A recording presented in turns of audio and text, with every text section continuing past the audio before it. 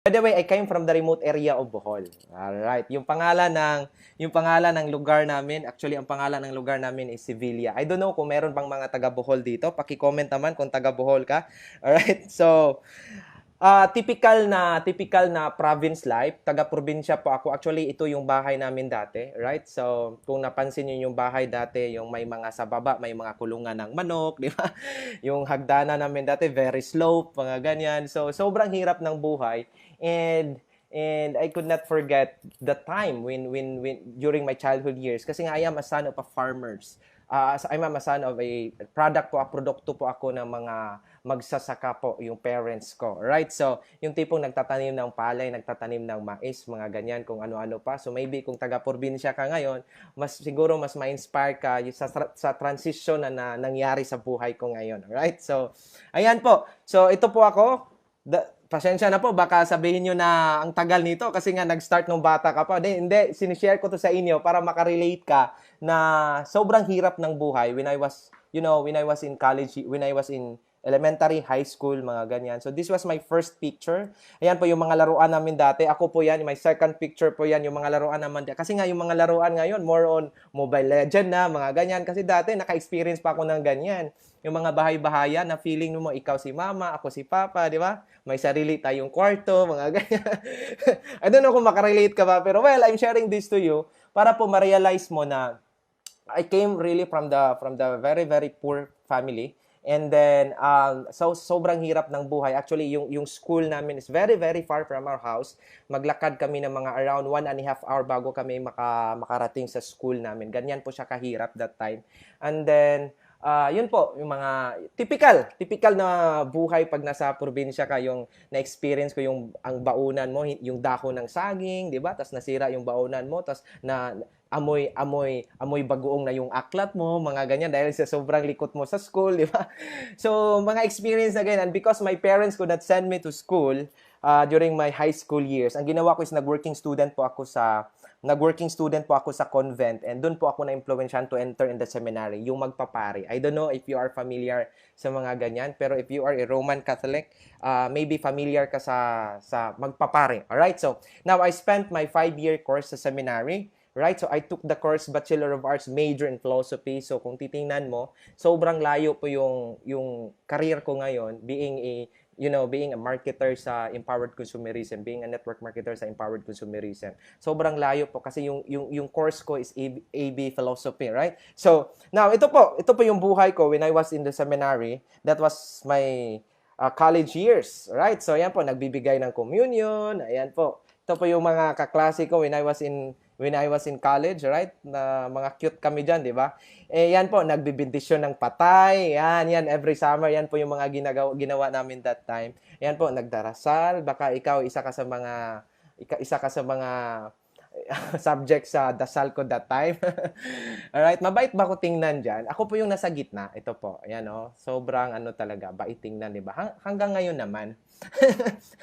Alright, so, now, and I did well in my studies. Ito po, yung book ko, yung philosophy po. I did well in my studies kasi naka-mindset ako that time.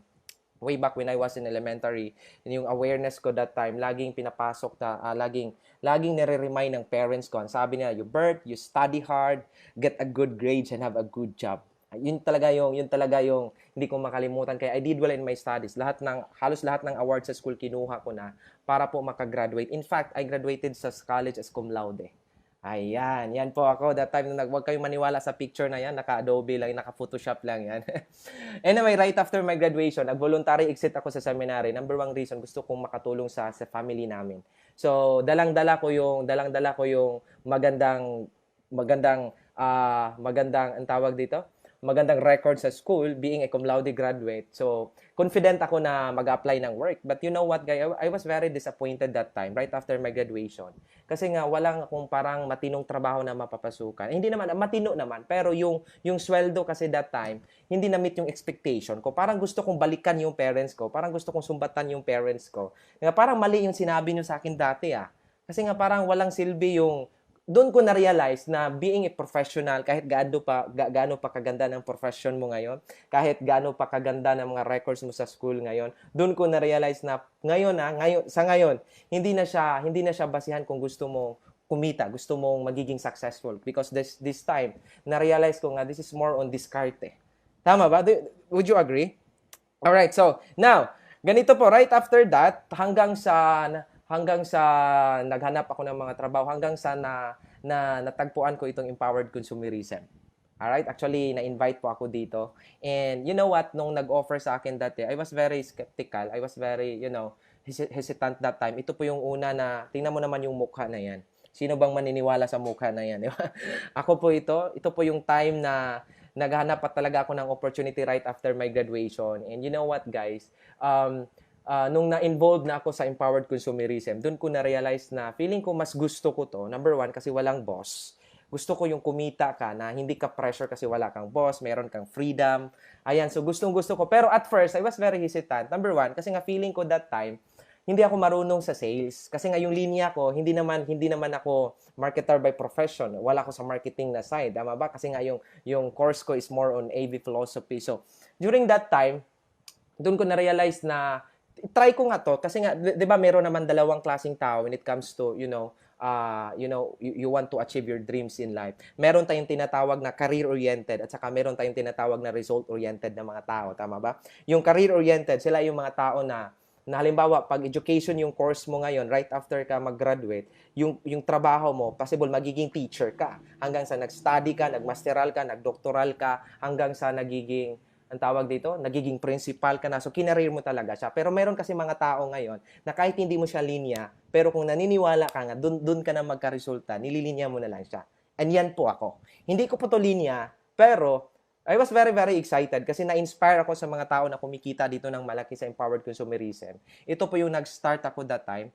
And you know what, guys, during this time, na-realize ko after 2 to 3 months time na nag-start ako sa ating company, sa Empowered Consumerism, doon ko na-realize na, doon ako nag-question sa sarili ko na parang yung opportunity sobrang hirap gawin. Kasi nga, that time, wala pa akong training. Kaya nga, hindi ko ito makalimutan, I texted my mentor that time, I texted my coach that time. Ang sabi ko sa kanya, Coach, it's hard for me to love this kind of business. I hate rejection.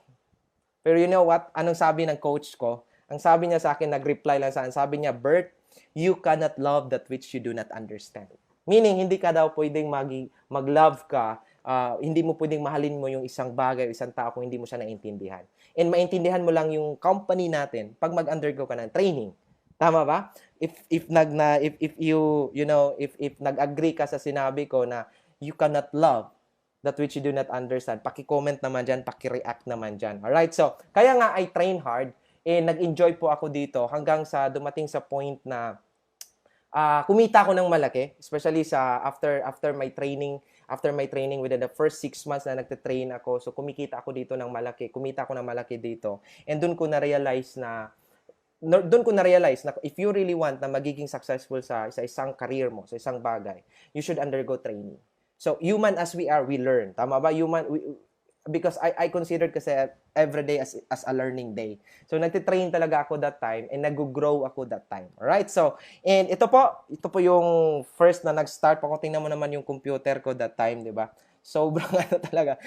Nag-start pa ako dito year 2012 po. Alright. So, nag-start pa ako dito na sa offline muna hanggang sa nag-learn ako sa online marketing. Alright. So, ito po yung time na sobrang hinataw ko na talaga yung company natin because during this time, naniniwala talaga ako na gusto kong tutudukan na yung sumpa ng kahirapan sa aming family that time, sa aming pamilya that time. Kasi nga, although na-feel ko na mas nahihirapan ako at first, pero naniniwala kasi ako na mas mahirap maging mahirap.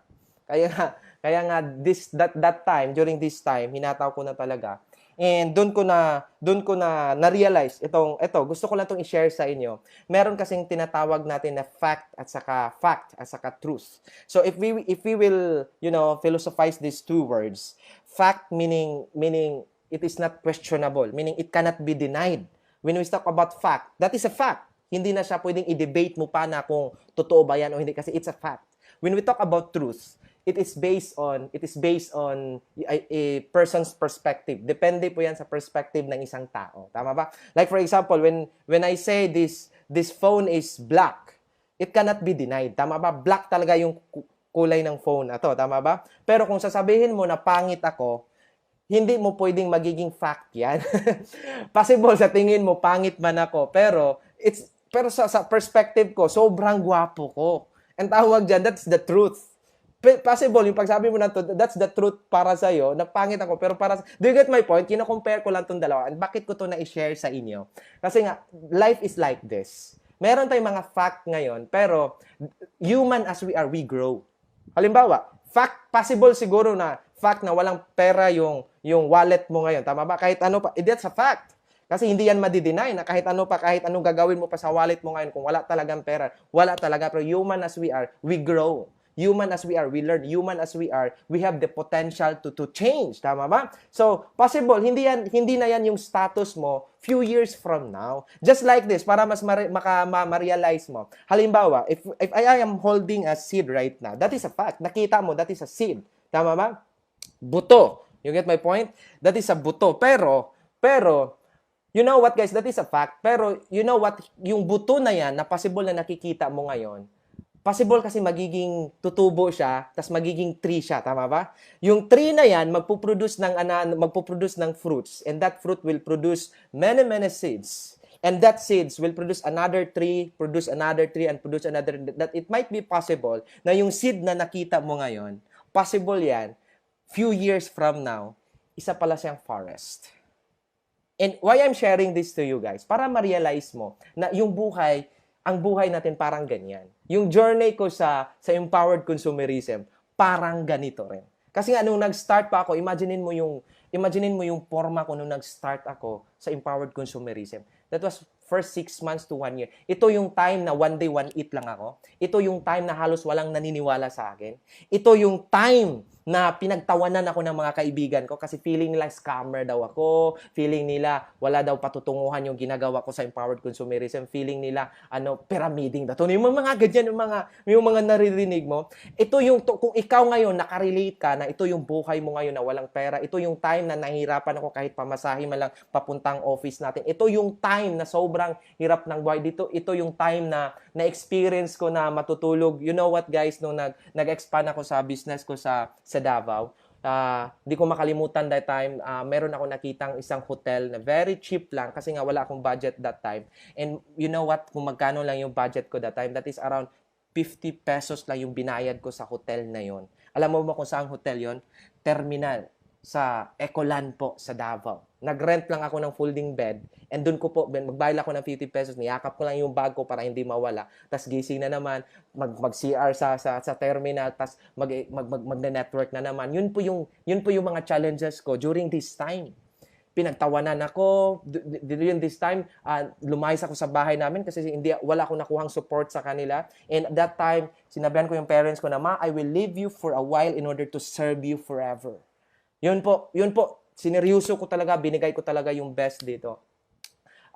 And you know what guys, nakakatuwa kasi halos lahat ng mga naniniwala pa sa akin dito, mga strangers pa. And those strangers, hanggang ngayon nagstay pa sila sa akin. And doon ko na-realize na sa marketing ganun talaga. Bias kasi yung mga kakilala mo, tama ba? So, nagtuloy-tuloy lang ako during this time. Dumating sa point na mas masarap pa yung kinakain ng prospect ko kaysa kinakain ng pamilya ko that time. Yun po, doon po ako na yun yung mga challenges ko during that time. If you experience what I have experienced, you know what guys, ngayon lang yan.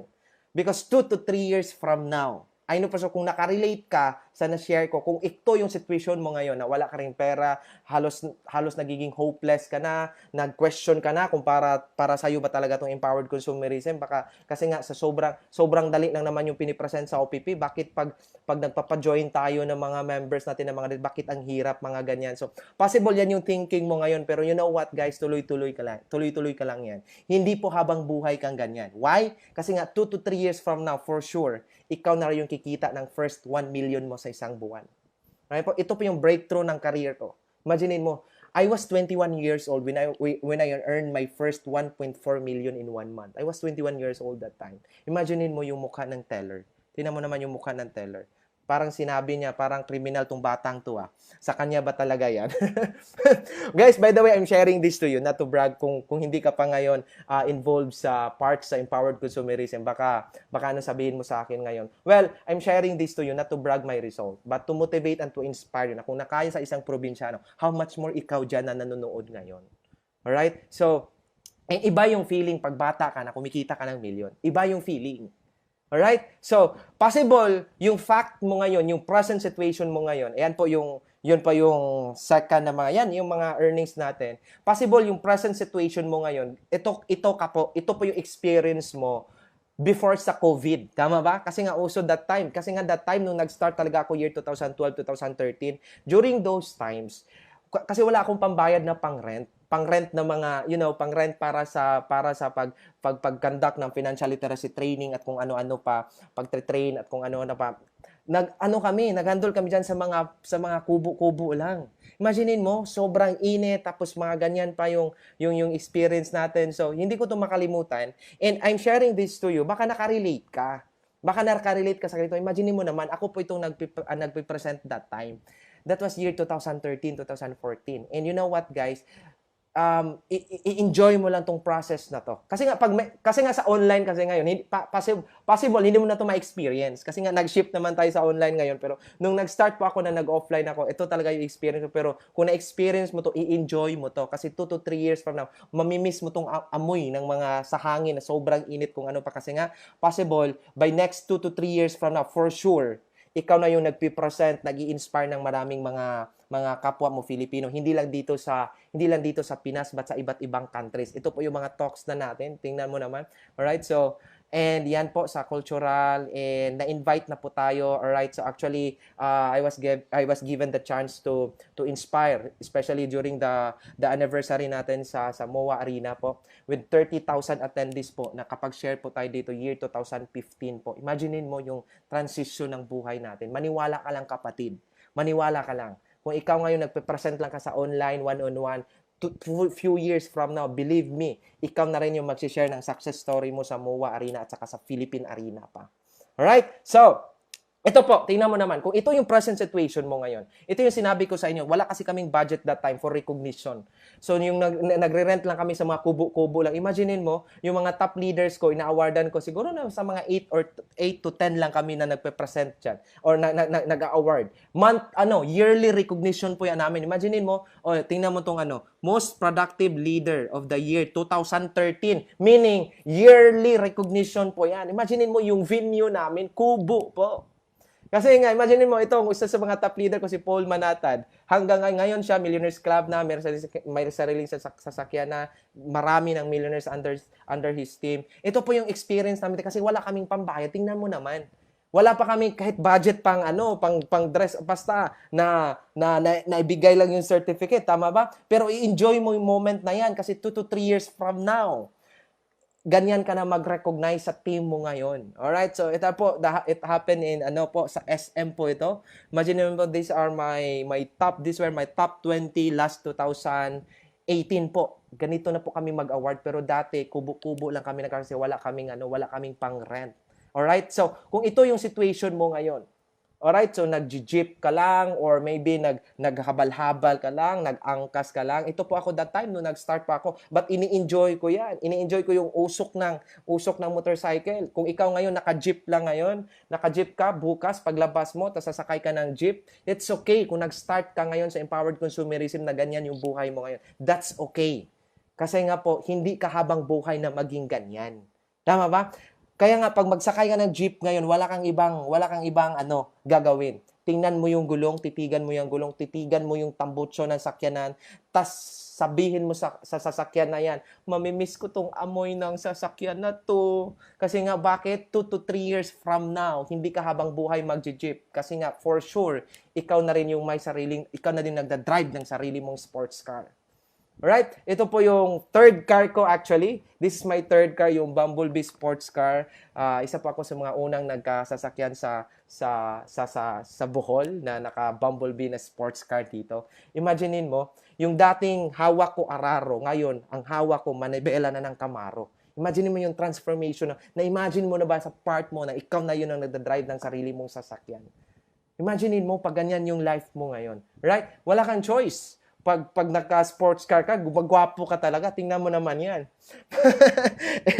Anyway, alright, so, iba talaga yung tingin ng mga tao sa ilan na pag nasa probinsya, katas naka-sports car ka, wala, mapagkamalan ka talagang drug lord dito. Anyway, yan po yung situation ko ngayon. Again, guys, I'm showing this to you. Oy, ganito po, baka sabihin nyo na, oh, bigay yan ng company. Kasi nga, di ba, may mga manarinig tayong mga ganyan. Sariling pera ko po yung binili dyan, ha? Hindi po yan bigay ng company, alright?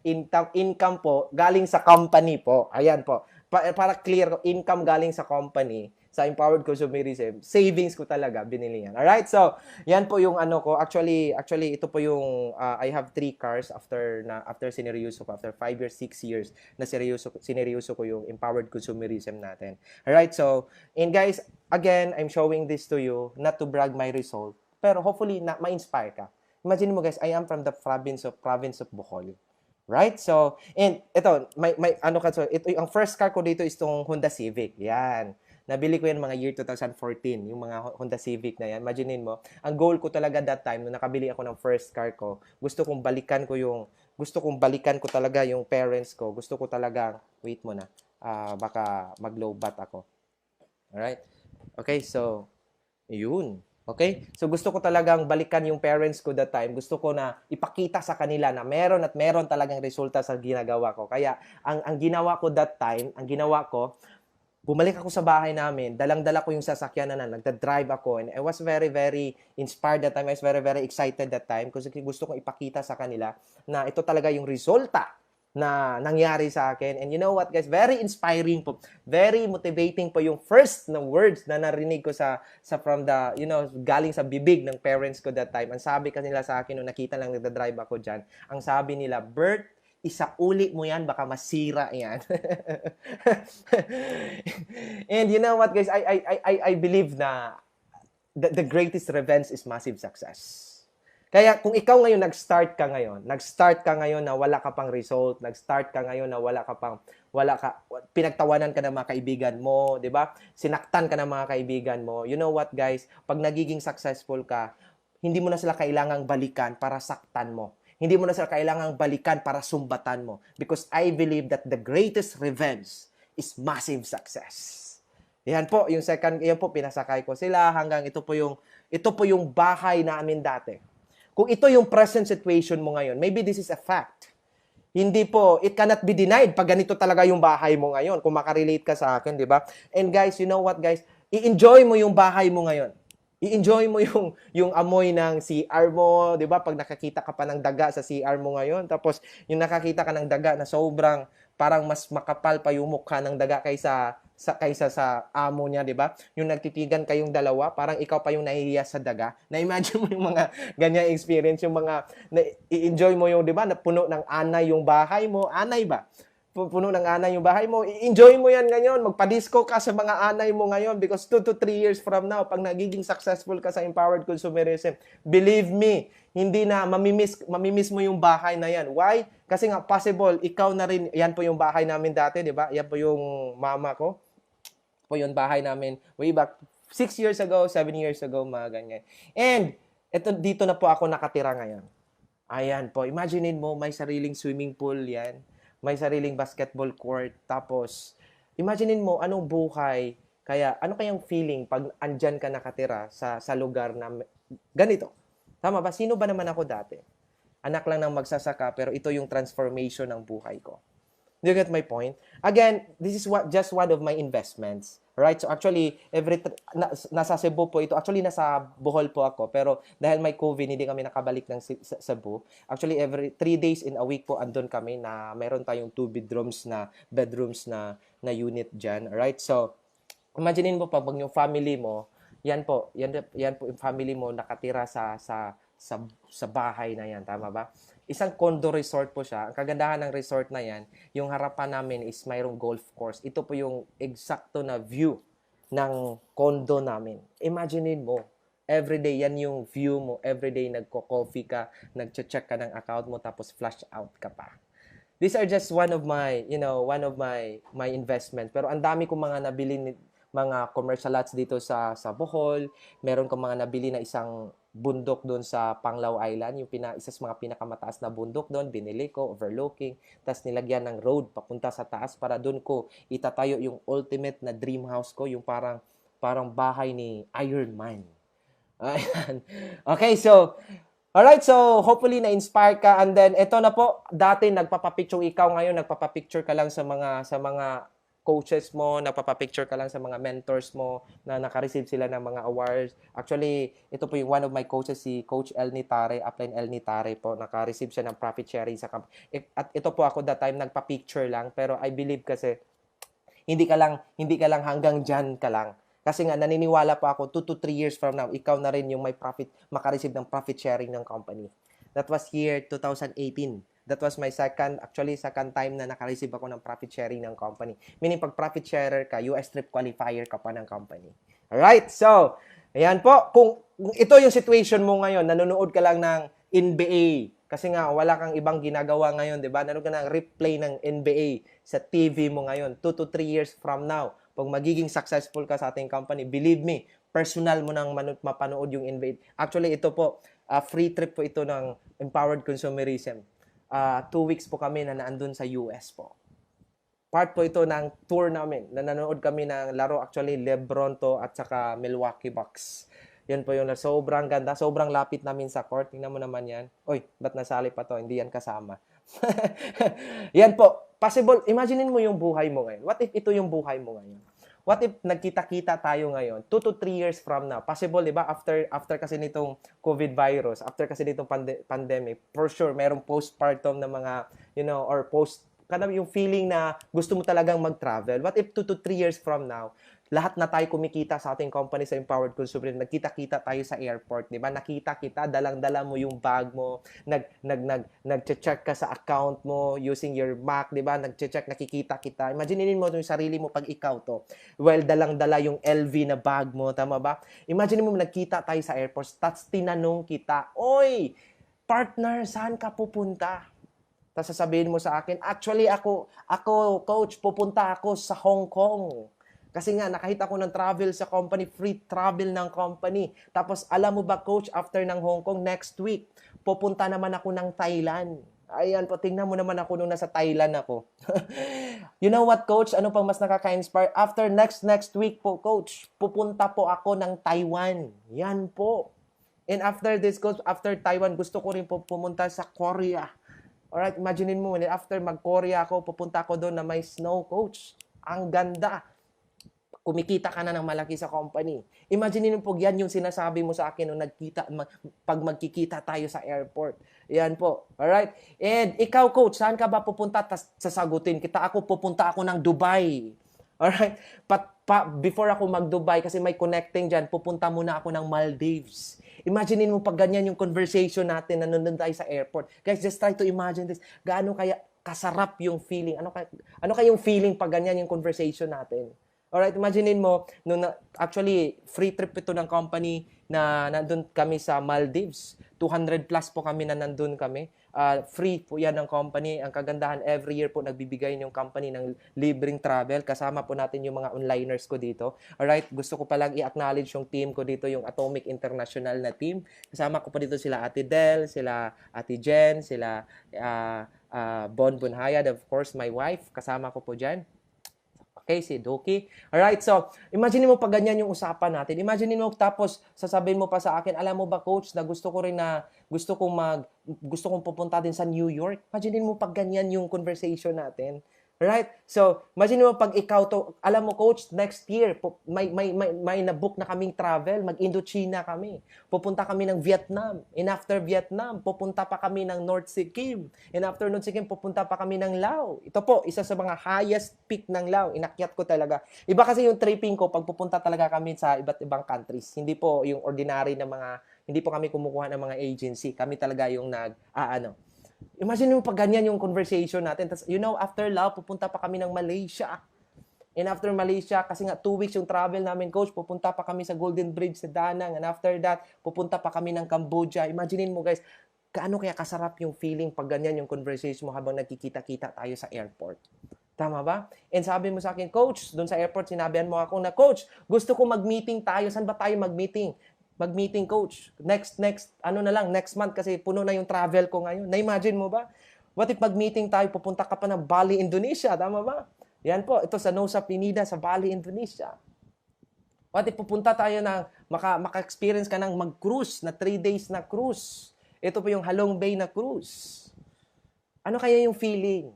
And ito po lahat ng dahil po ito sa empowered consumerism.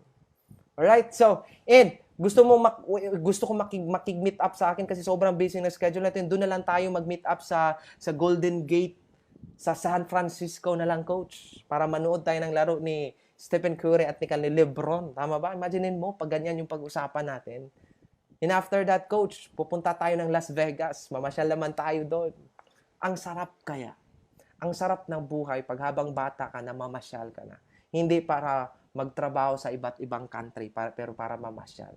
And that's because of empowered consumerism. Alright? Maganda ba?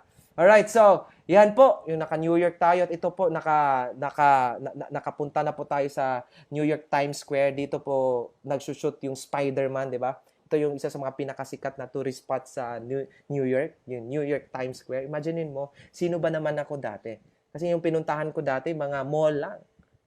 Way back 5 years ago, actually, naka 20 plus countries na po tayo. In my 5 years, 6 years, 7 years, na ginawa ko, sineryoso ko yung empowered consumerism. Alright, so, yan po. And actually, last 2017 po, I was so blessed that time because, you know what guys, nag-start kasi ako dito, no, nakapasok ako ng ranking sa Bohol muna. Na-awarded ako sa Bohol una, nagiging top 9 po ako sa Bohol, hanggang sa nagiging top 4 ako sa Bohol, hanggang sa nag-top 1 ako ng Bohol, and after na nag-top 1 ako sa Bohol, nakapasok ako sa whole Philippines sa Empowered Consumerism. 2017 po, nagiging top 11 po ako. In 2018 po, nagiging top 6 po ako. In 2019, nagiging top 3 na po tayo. So, kung tiningnan mo yung ano ko, if you observe my, awards, Kaizen, tama ba? Continuous improvement. Kasi naniniwala kasi ako nga, I should beat myself. I should be better than my yesterday. Yun po yung goal ko. Huwag ka pong makipagkumpetensya sa ibang tao. Ang goal mo, dapat i-beat mo yung records mo everyday. Yun talaga yung goal mo and blessing will follow and that award will follow. You get my point? Alright? So, mag-comment ka naman dyan kung andyan ka pa. Hopefully, na-inspire ka. And before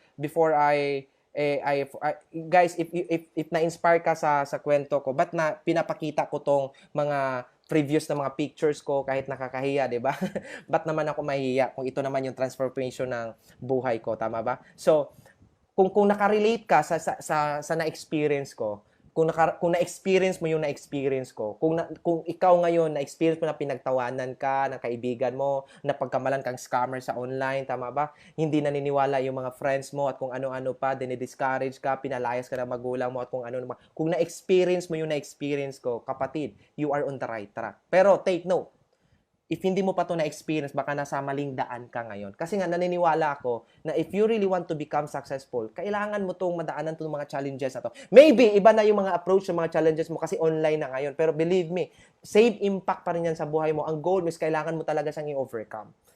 And kailangan mo talaga siyang i-overcome. You know what, guys? Kung na-experience mo yan, ulitin ko, I know for sure you are on the right track.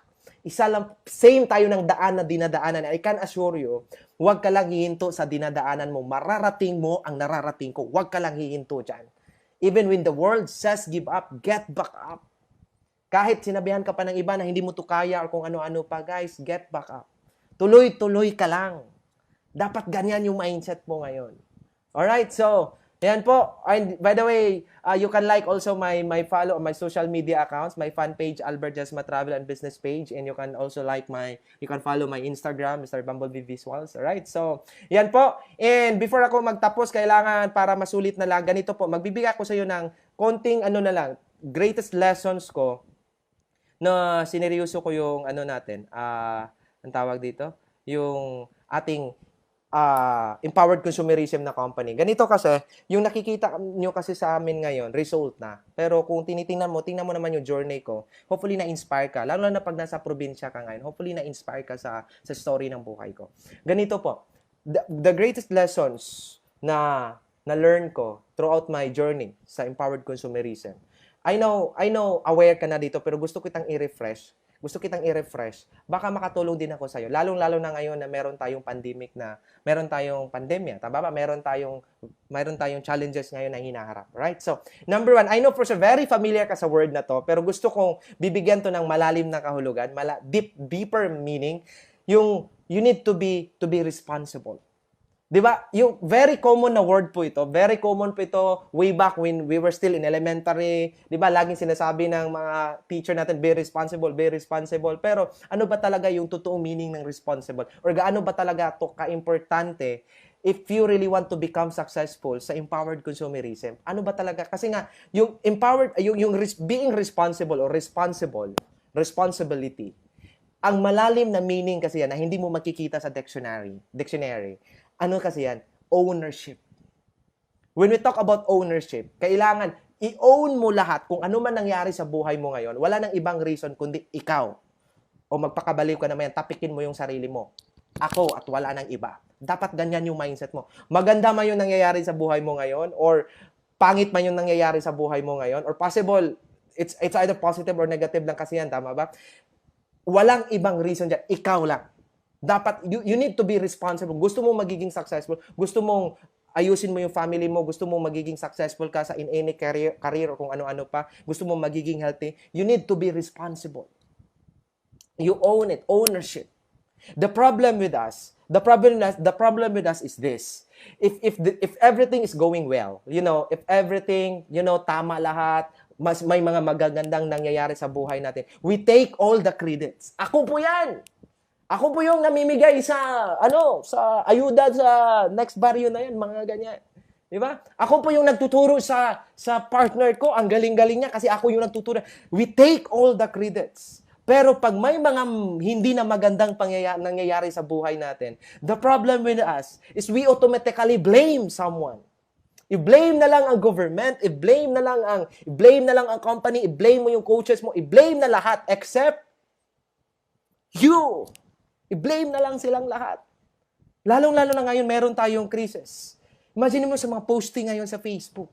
Bine-blame. They are blaming the government. Wala kaming ayuda, wala kaming ano. Guys, hindi mo control yung pandemya natin. Hindi mo control yung crisis natin. Yung control mo yung sarili mo. Bakit i-blame mo yung government mo? When in fact, this is your responsibility na bubuhayin yung sarili mo ngayon. Do you get my point? Huwag mong i-blame yung government pag wala kang budget ngayon habang nasa pandemya ka. Do you get my point? Kasi, tatanungin kita, baka nakalimutan mo, who made the choice? Sino yung gumawa ng choice na habang wala pang pandemya or habang wala pang pandemic ngayon, bakit wala kang ginagawa? Bakit hindi mo sineryoso yung empowered consumerism para ngayon may savings ka na? Who made that choice? Guys, remember this, you always make the choice. Kaya, do not blame anyone. Kung i-apply na sa business natin, remember this, yung natin, yung bonus na lang yung tulong ng coaches mo, kung ano na pa. Actually, this is your own business. Kailangan ikaw mismo, kung may magandang nangyayari sa buhay mo ngayon, sa negosyo natin ngayon, or kung meron hindi magandang nangyayari, walang ibang mabiblame yan. Ikaw lang at wala nang iba. Huwag mong i-blame. O kahit sa ibang bagay na, huwag mong i-blame yung ex mo na nagka-letse-letse yung buhay mo ngayon. You made the choice. Ikaw yung sumagot ng oo dyan. Tama or tama? Do you get my point? Do you get my point? You own it. Lahat ng pangyayari sa buhay mo. Pag ma-master mo to guys, ang bilis ng success mo dito sa empowered consumerism. Iwasan mo yung mag-complain ka. Iwasan mo i-blame yung company. Bakit kasi ganito? Bakit kasi may maintenance? Bakit kasi may mga ano-ano pa? Stop blaming. Dapat yung focus mo ngayon, yung circle of influence mo, yung self mo, yung mind mo. Kasi nga, pag lumabas ka sa bigger circle na yan, eto, mga government or kung ano pa, na hindi mo na control sila, opinion ng ibang tao. Pag nagka-focus ka sa ganyan, the moment mag-focus ka, magkakaproblema ka. Do you get my point? Same lang sa ano, di ba? Same sa business natin. Bakit hindi mo to kailangang iasa sa iba? Bakit hindi mo kailangang i-blame kung ano man na bakit? Kasi nga, kung magka-resulta ka dito, ikaw naman yung mag-i-enjoy. Kung bibili ka dito ng sports car, sino bang magdadrive? Ako ba? Hindi naman. Ikaw naman. Tama ba? Kung magka-mansion ka dito, ikaw naman mag-i-enjoy sa mansion mo ngayon. Kung meron ka mga free travels na ibibigay na empowered consumerism, ikaw naman yung mag-i-enjoy, hindi naman yung upline mo, hindi naman si Dr. Ed, ikaw naman. Kaya nga mo iasa sa iba. Pati na relasyon natin, inaasa mo na sa iba. Inaasa mo na sa partner mo. Nagiging conditional na yung love mo. Kasi nga, you are irresponsible. Ay yung sign yan, yung pagiging yung pagsabi mo na, mamahalin kita kung mamahalin mo ako. Conditional na. Inasa mo na sa iba. Guys, dapat focus ka sa circle of influence mo. Ikaw, yung self mo. Para pag ma-master mo to, believe me, sobrang dali ng success mo dito sa empowered consumerism. Be responsible. Ownership. Alright? And last but not the least, ito na po, tapos na po ako actually. And the last but not the least, ganito po. Number 2, pinaka-importante na ma-apply mo, lalong-lalong na meron tayong crisis ngayon. Number 2, move on and adapt. Mag-move on ka na. Alam ko marami, ulitin ko number 1, be responsible. Number 2, mag-move on ka and adapt. What do you mean by mag-move on and adapt ka? Ganito po. Alam ko maraming mga challenges sa buhay natin. Tama ba? Alam ko maraming mga possible na mga, mga challenges na hindi mo inasahan. Lalo na meron tayong pandemic ngayon na hindi natin control. Tama ba? And you know what, guys? Ang problema kasi natin is nakafocus tayo sa problem. Hindi tayo nakafocus sa solusyon. Hindi ko nila lahat, pero most of us, nakafocus kasi bakit ganito, nakafocus tayo sa effect ng problema instead na hanapin yung solusyon or kung ano-ano pa. Tama ba? And you know what, para ma-handle mo ito ng maayos, kailangan mo para makapag-move on ka agad, lalong-lalo na pag may mga ganitong klaseng kasi nga hindi mo lang ito ma-apply sa pandemya natin or sa challenges na hinarap natin, pati pa sa negosyo natin. Si-share ko ng konti. Alright? Kung gusto mo talaga maka-move on, kahit saang bagay, you need to master this 5-letter word. Smile. Smile. Just relax. Relax, chill ka lang. Huwag kang maratol. Tama ba? Huwag kang maratol. Ano gagawin ko dito? Bakit ganito? Wala na kaming makakain. Ano pa? Ano nang gagawin ko sa negosyo ko ngayon? Sanay kasi ako sa offline. Tas ngayon, nag-change na ng online. Hindi ko alam. Mag-move on ka. Just smile. Life is life. Tama ba? Huwag kang mag-focus kasi nga ang problema kasi natin, iyak tayo ng iyak sa the same problem na hindi naman natin control. Same lang yan, 'di ba? Pag nagsi-share, just like ganito. Pag magsi-share ako sa inyo ng joke, tapos paulit-ulit ko 'tong sinishare sa inyo, tatawa ka ba? Do I sound funny? Hindi naman. And what I'm trying to say is this. If you do not laugh again on the same jokes, why do we cry on the same problem over and over again? You get my point? Mag-move on ka. Stop worrying about the things that you cannot control.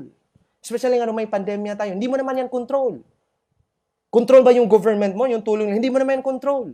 Yung focus mo, mag-focus ka sa self mo. Ano bang pwede mong gawin sa business natin para kikita ka ng malaki, para hindi ka naaasa sa government? Dapat yun yung mindset mo. Stop worrying about the things. Hindi lang things. Pati pa mga persons. Stop worrying about the persons that you cannot control. Because whether you like it or not, we cannot please everybody.